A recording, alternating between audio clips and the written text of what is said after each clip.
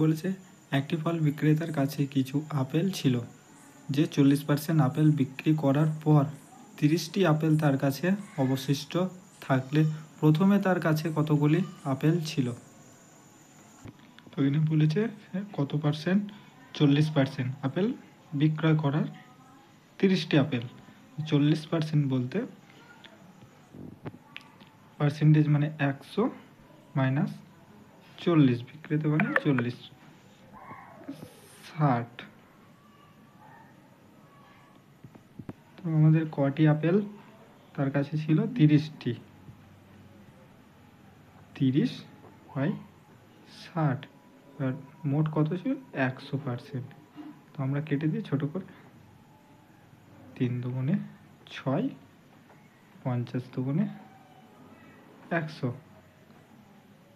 তো আমাদের কাছে 50টি, প্রথমে 50টি আপেল,